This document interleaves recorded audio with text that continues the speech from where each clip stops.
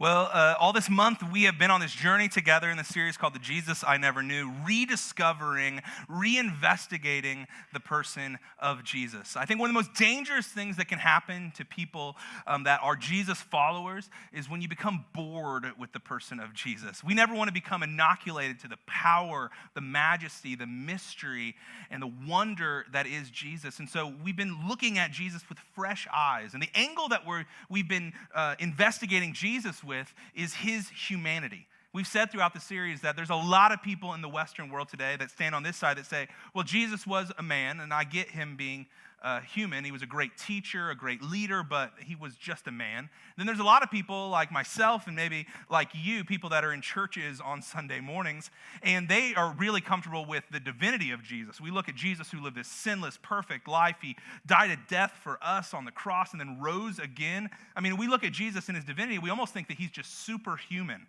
But the reality that we've been talking about is that people that think that Jesus is just superhuman and divine, they miss the mark. And then people that think that Jesus is just human, they miss the mark as well. And we've talked about this beauty and the mystery of this Christian doctrine called the hypostatic union. Every single week we get really hyped to talk about that theology. But the hypostatic union teaches us this, that Jesus at the same time simultaneously was 100% God and he was 100% man. Not 25%, 75%, not 50-50, 100% God and 100% man. And this matters to us in the way we interact with God and the way that we live our lives in this idea right here that we've put up every single week, that in Jesus' divinity, he shows us what God is like.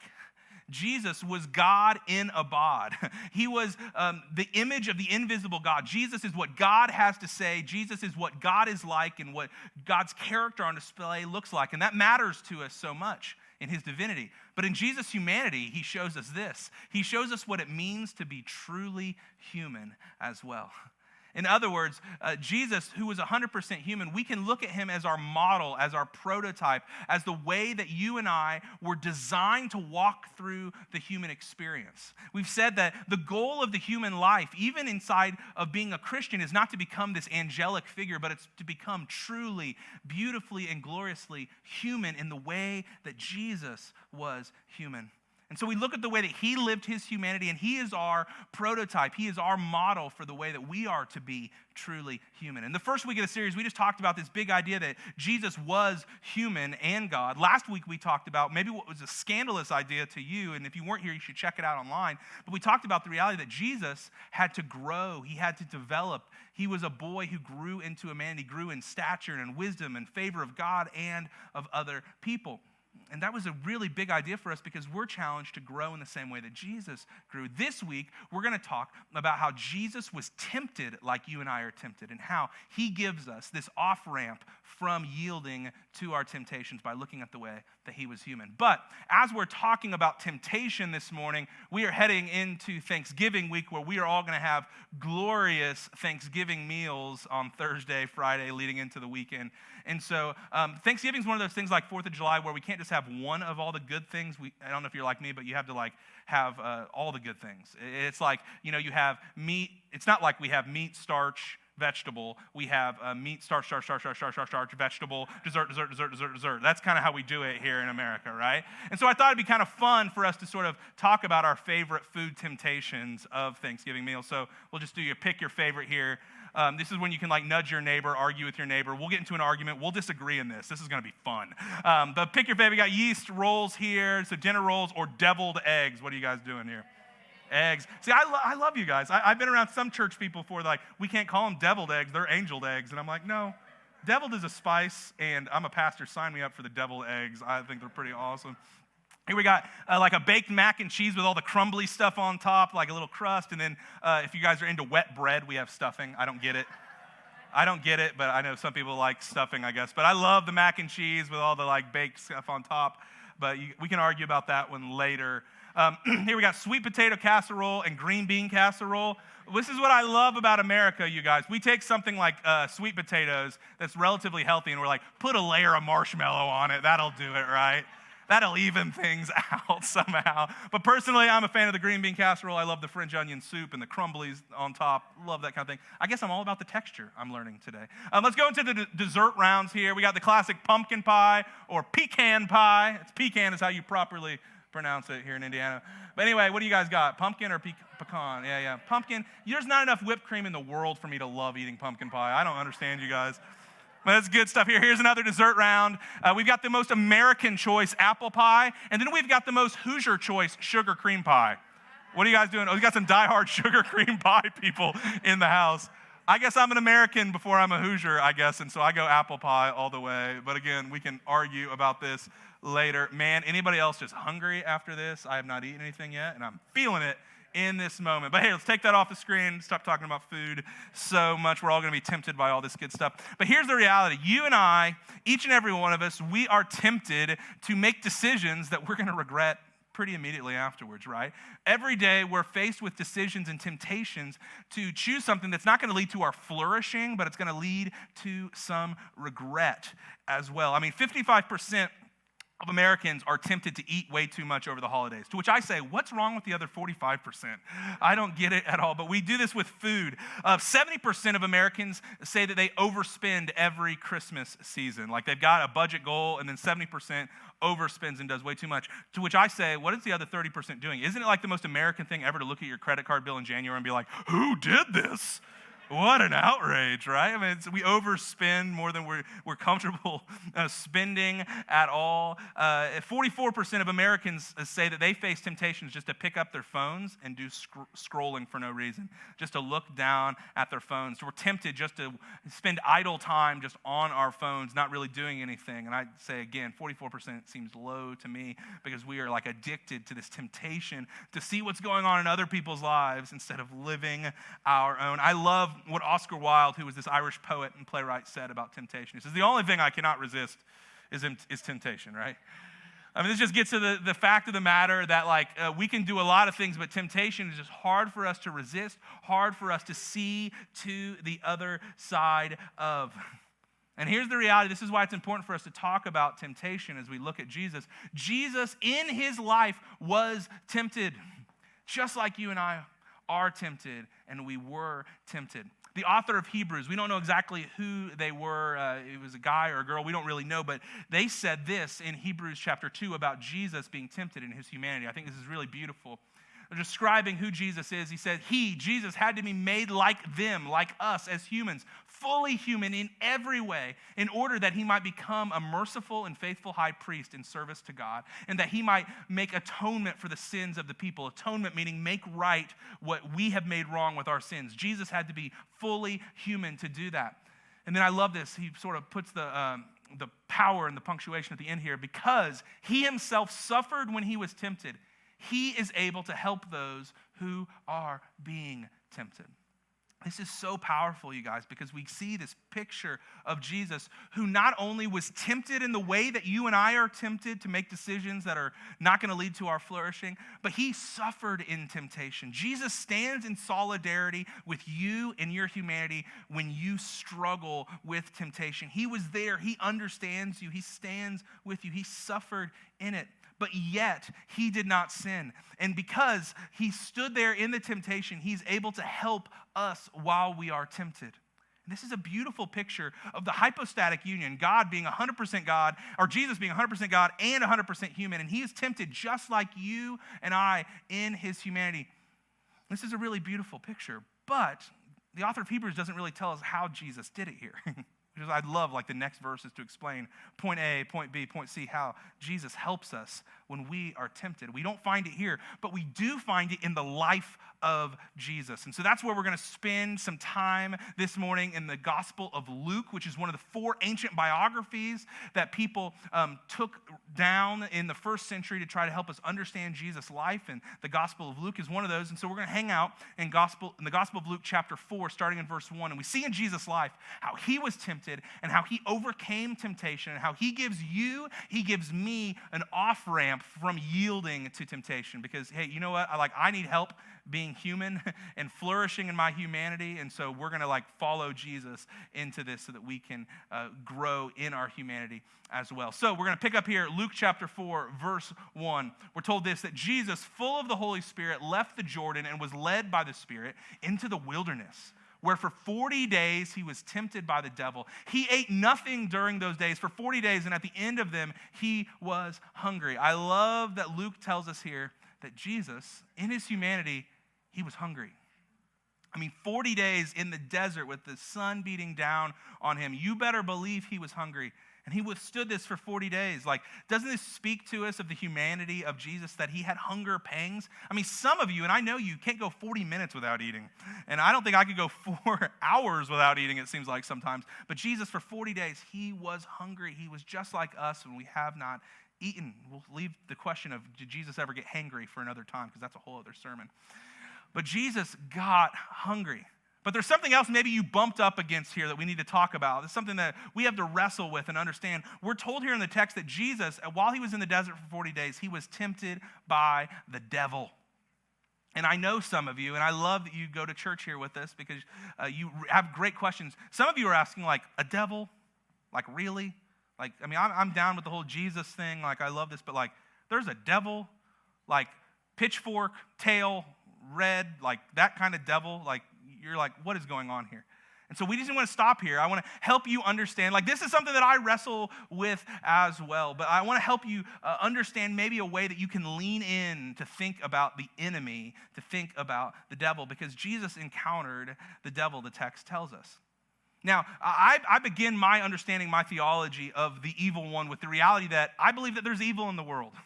There is evil in the world. There is evil, and it manifests itself in so many different ways, in cancer, in greed, in systems of oppression, in selfishness, in hatred, in diseases, in viruses, like what we've experienced over the last couple of years with COVID-19 as well. I believe that there is evil in the world, and I begin there. And every major world religion, you guys, has a manifestation, has a personification evil in a person. And Christianity has one as well because it's so big and so wide that we have to basically bring it down to a person for us to be able to grasp it. And so in the Christian faith, in the Christian tradition, we're taught of the devil, the evil one. Now, this is what I believe about evil and the devil, that there is evil within us and our capacity to do evil just on our own and our choices to make poor decisions and to make selfish decisions that harm other people. But there's also evil outside of us. There can be whole groups of people that are driven by evil. I look back to the malice at the Palace in 2005, right? It changed everything for the Pacers. There was evil in that room that night, right? But we're told here that there is an evil one, this personification of evil called the devil. Now, in the Old Testament, the Hebrew scriptures, the word the Satan is used. And this is the Jewish understanding of the evil one, of the Satan. And the word the Satan actually just translates directly to the accuser, the voice of accusation. You've ever had a voice whisper to you that you're not good enough, that you're broken, that you'll never change, you're an imposter? It's the voice of the accuser, and that's the Jewish understanding of the Satan, is that voice of accusation. In the New Testament, Jesus, who talks about Satan more than anybody else, he calls him the father of lies. He'll take truth and he'll twist it. He'll bend to truth and misquote scripture and make you feel terrible and ask you to believe a lie.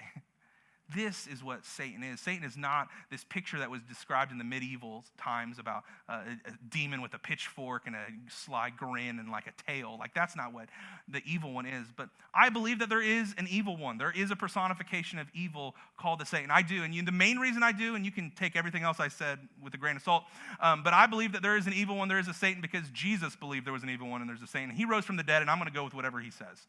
And so Jesus had this interaction with the devil, this personification of evil in the desert, and he's tempted by this accuser in the desert. And I think we'll learn a lot from his experience of being tempted by the accuser. We're told here very next that the devil said to him, "If you are the Son of God." And this is where we just got to literally throw away that cartoon picture of the devil, of the evil one, because it just doesn't cut it. We don't get a picture of a cartoon a devil with a pitchfork. We get a crafty voice of the accuser, an evil one, who actually comes at your identity. He comes at the identity of Jesus. He says, if you are the Son of God, like he's going at who Jesus sees himself as. And this is how he attacks us too. He attacks us with who we see ourselves as. He's craftily going after Jesus' identity. And then he says this, if you are the Son of God, tell this stone to become bread. Jesus, aren't you hungry? You've been out here for quite a while. Why don't you perform a miracle? And you get to perform a miracle and you get to have a nice meal. You get to have some carb loading going on here in the desert. I bet that sounds really great to you. If you're the Son of God, tell this stone to become bread. But what the enemy is doing here, what the accuser is doing, is he's speaking a lie to Jesus. And it's a lie that you and I believe and we hear all the time in our lives as well. Henry Nouwen, who's a brilliant Catholic writer and priest, he actually called it this lie. He called it the performance lie. And the performance lie says this, that I am what I do. This is the lie that Jesus was tempted with, but I believe it's a lie that you and I are tempted with all the time as well, right? I am what I do. Isn't it interesting how often when we introduce ourselves to somebody for the very first time, how quickly it turns into, this is what I do for a living. This is my title at work. This is how much responsibility I have. This is the company I work for. It's so easily tied together. I am what I do. And I am what I do. This performance lie, you guys, it speaks so much into these questions of accusation, like what have you achieved? Have you proved your worth? What mountain have you climbed? What ladder in the organization have you climbed? What have you built? What have you accomplished? And our whole Western society is built on this idea of I am what I do and performing more and more and being more efficient, from the grades we got in elementary school to a GPA that determined the college that we were able to go to our declared major, to the placement that we have in a first job, and if we're climbing up the ladder in that job as well. I mean, we are all tempted to believe this lie that was whispered to the heart of Jesus, that you are what you do, so perform and then you will be somebody that's good and important. But Jesus, he speaks back. He rebukes this lie, and he actually says this in response to the accuser. He says, it is written. In other words, it's in the Bible. Man shall not live on bread alone. In other words, he's saying, Satan, I'm not going to be satisfied by being someone who performs for you. I only live to please my heavenly Father. I'm relying on him alone. So Jesus was tempted to believe this lie, that he is what he does. His performance will grant him a better kind of identity. But the enemy's not done tempting Jesus. We're told this next. The devil goes right back to work. The devil led him up to a high place and showed him in an instant all the kingdoms of the world. And he said to him, I will give you all their authority and splendor. It has been given to me, and I can give it to anyone I want to. If you worship me, it will be all yours. All the power, all the influence, all the prestige, all that you can imagine to possess. The enemy says to Jesus, I'll give it all to you. And he's whispering another lie to Jesus. And it's another lie that you and we have whispered into our hearts and our minds all the time too. And this is what Nouwen called the power lie. And the power lie says this, that I am what I possess. What I can grasp, what I can white knuckle, what I have, the power that I have over other people. Man, I am that. And so the goal there is to be tempted by this lie and to believe that we are how many people we have under us at work. We are the bottom line that our business produced this last quarter. We are how much money, how many zeros we have in our bank account. We are how our investments in our 401k is doing.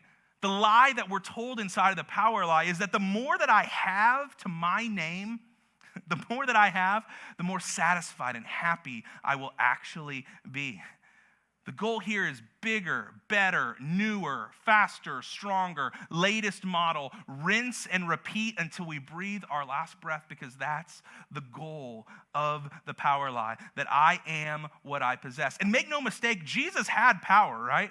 Jesus is the most powerful person to ever walk the face of the planet. Again, I go to his resurrection. If you can pull that off, you've got all power, right? But Jesus wasn't going to take these kingdoms, because Jesus is not one to ever force himself or take anything. He's like, no, that's coercive power, devil. That's not the kind of game that I play. I come and I play with a different kind of game and a different rule altogether, where I'm all about giving. I'm all about sacrifice. I'm all about love to other people. And that's what Jesus says to this lie, that I'm not what I possess. I'm all about giving myself away. And I just got to be honest with you, like I can struggle with this lie as well. I struggle with this lie, the power lie, because this is the first time in my life, Bridgeway here for the last 2 years, where I've kind of been in charge. I have a board of overseers, but I have a staff that reports to me and that we work together here, but I'm like kind of in charge day to day. And this has been such a gut check lie for me that I believe is whispered all the time, because I think, well, I've put in my time and now I'm at the top, so I can make some distance between myself and the work I don't really want to do anymore, and I can sort of pawn that off, right? This is the lie that I'm told often. I mean, just to give you some examples of how this plays out in my life here as a pastor. There are certain Sundays, here's a little insider baseball, there are certain Sundays that pastors aren't pumped to preach. Like next Sunday on Thanksgiving, when like 2/3 of you guys aren't going to be here. January, the first Sunday in January, right after the holidays, when you guys are still just traveling, whatever it might be, right? Like we're not pumped about that sometimes. And so it's easy, and I've been in places where it's just you sort of pawn that off to the teaching team and you don't have to do it. And I have to ask myself the question, man, am I playing that power game, or am I going to like be a great teammate and I'm going to take some of those bad Sundays, and I am going to pawn some of those bad Sundays off, right? We're going to do that together. But I have to ask myself the question, am I here to serve, or am I here to be served? Am I a chief executive officer, or am I a chief servant of this community? I had another example of this morning. It was pouring down rain when I pulled up to the church this morning about 7:15. And we have this culture of all of our volunteers that get here early all morning. You don't park in this parking lot. You park across the street to give the greatest parking spots for our guests and the people that are coming to church that morning. And I had this thought as it was pouring down this morning, like, just this once, I could have my pastor parking spot, right? I had that thought. And I'm like, do I do it? No, I'm going to pull into the other parking spot, and this is going to make a good illustration for my message. But I thought that because I have this question like, man, if you rise to the top, is that the goal? And I start to believe this lie. But Jesus shows us that his economy is completely different. Jesus responds to this lie about giving all the kingdoms to himself. And he says, it is written, again, it's in the Bible, worship the Lord your God and serve him only. Jesus says that God's economy is upside down. God's economy is different. It's not about the race to the top of the organization. It's about a race to the back of the line. It's about picking up a towel, getting on your hands and knees and serving and washing the feet of people. That's what greatness is about in this kingdom that Jesus is building. So he's like, I'm not going to fall for your trick, devil. I'm not going to believe your lie. He goes on to the third lie, because the devil's not done tempting Jesus and speaking these lies to him. The devil led him to Jerusalem and had him stand on the highest point of the temple. Now, Jerusalem was the holy city of all Jewish people in the first century. And the temple was the center of the Jewish world. This is where they believed the presence of God dwelled in a specific and unique way alone. And so the devil leads him there. And he says, if you are the Son of God, again, attacking his identity, he says, throw yourself down from there. And underneath of this temptation, we see that he's really saying there's going to be a huge crowd there. Can you imagine the audacity of somebody to stand on top of the temple? People would gather from all over the world to come see you, Jesus. And the devil's not done just with this temptation. He's upping the ante here, and the devil quotes scripture, you guys. He quotes Psalm 91. He says this. This is the devil speaking. For it is written, he will command his angels concerning you to guard you carefully. They will lift you up in their hands, and so that you will not strike your foot against a stone. This is interesting. The devil quotes scripture. A whole other message for another time. The devil misquotes scripture here. So Jesus has to understand the real quote. He knows the text so well. He understands the real quote. He's not going to fall for this. But he sees the devil's pushing this lie about the crowds that would gather to see you at the top of the temple. And it'd be so amazing, Jesus. I mean, it'd be so cool. The crowds would gather from miles and miles away. But the lie that Jesus is being tempted with here is what we like to call the popularity lie. This lie says that I am what other people think about me. I am what other people think about me. We don't struggle with this one at all today, right? Like the other two maybe, but not this one. I am what other people think about me. I am what my public reputation is. I am what my social media stats tell me, how many likes, how many retweets, how many friends I have on social media, the amount of people that follow me on social media. My public reputation, when I walk into a room, am I respected by my peers? Have I created a platform that I want to be perceived as I walk into a room. Man, we spend so much time, so much energy, so much effort curating what other people think about us. Even in the pictures we take of ourselves, making sure we get the best angles, hands on hip, everything included, right? The popularity lie says that I am what other people believe about me. Jesus had this lie whispered to his heart. I think we have this lie whispered to our heart all the time too. This is a challenge for me as well. Again, just insider baseball. As a spiritual leader, as a pastor, I have these whispers of this lie all the time. You know what it looks like to me? It looks like what the numbers look like from the previous Sunday. How many people got out of bed and came to church? What was attendance like this week compared to last week? What were our online views like? What were our podcast downloads like? There were a lot more people that came when Allison spoke than when I spoke. And then I start to think badly about myself, whatever that might look like.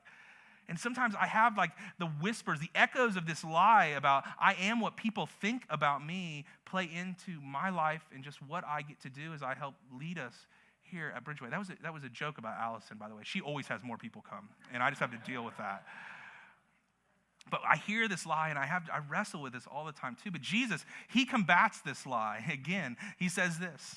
He says, it is said, or it is written, do not put the Lord your God to the test. In other words, I'm not going to let you define me at all, enemy, Satan, devil. I'm going to let God alone define me. He's tempted in 3 different ways with the performance lie, I am what I do. The popularity lie, I am what other people say about me.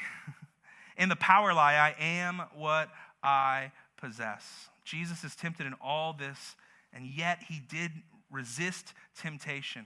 So how did Jesus do it? Did he try harder? Did he manifest success over his temptations?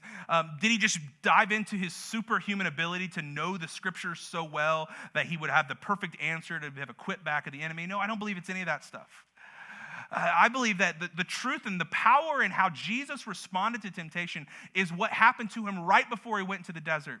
What happened to Jesus right before Luke chapter 4, verse 1 that we looked at today? Let's just go back 2 verses right before that. The end of Luke chapter 3, Jesus gets baptized. I want to take us to that text because here is the secret, you guys. Here is how Jesus withstood temptation. Just 2 verses before him going to the desert. When all the people were being baptized, Jesus was baptized too. Which, we got to pause for a second because you've got questions. Like, Jesus was baptized?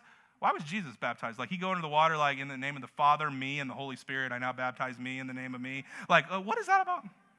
Jesus wasn't baptized to wash away any sins. He wasn't baptized to show allegiance to himself. But Jesus was baptized as an example, as standing in solidarity with us, saying that he was going to walk the path of following God. And his identity was secure in being a part of God's family.